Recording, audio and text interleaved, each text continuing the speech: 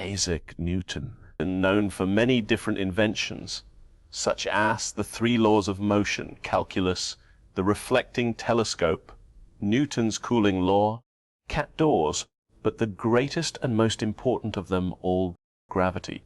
Considered one of the greatest scientists in history, there was only one problem he could not solve, and it nearly cost him all his money. But another person managed to solve it. Year 1719.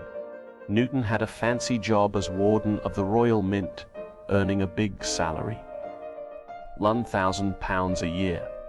That may not sound like much, but in today's money, it's equivalent to more than £100,000. It was more than enough for a comfortable life. But Newton wanted more.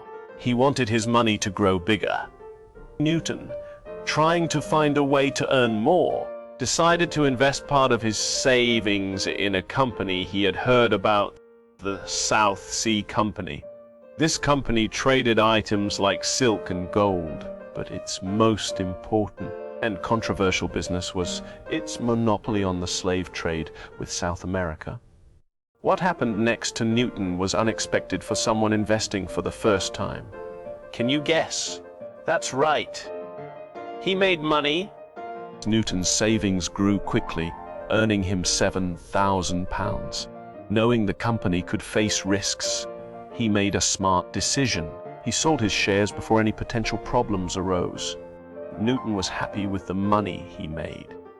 But what came next was the start of a problem he couldn't solve. Months after selling his shares, Newton noticed something strange. His friends were unusually happy. Curious. He asked why, and they bragged about getting even richer from the South Sea Company. Newton was shocked. How could people, not as smart as him, not see the risks of a potential bubble and yet still make more money than he did? Soon, it wasn't just his friends. Everyone around him seemed to be getting rich, blinded by the rising stock prices and a fear of missing out. Newton considered reinvesting in the South Sea Company to make even more money. Newton knew investing a small amount wouldn't be enough. 2 months after talking with his friends, he decided to invest a large portion of his wealth, about £20,000. After reinvesting, Newton felt proud of his decision. The company's value kept rising for 2 more months, making him even richer. But then, a few months later, Newton opened the newspaper and read the shocking news: the bubble had burst. The value of the South Sea Company plummeted. It didn't just drop, it kept falling.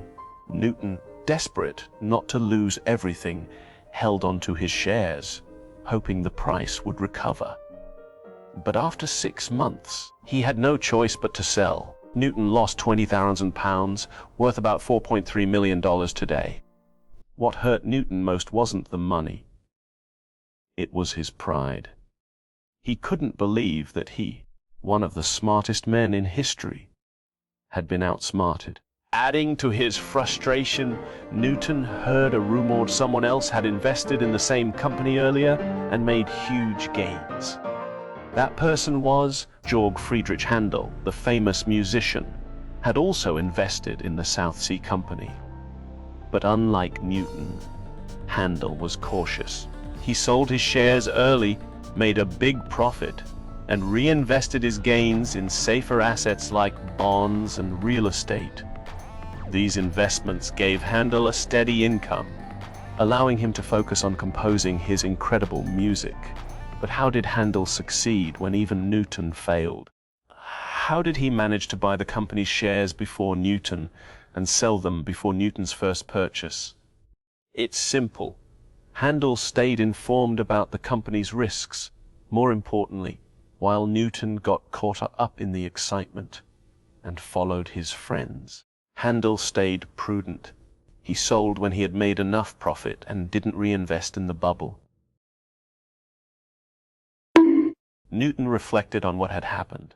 He realized that even the smartest person can be fooled by emotions and the madness of crowds. He famously said, I can calculate the motion of heavenly bodies, but not the madness of people.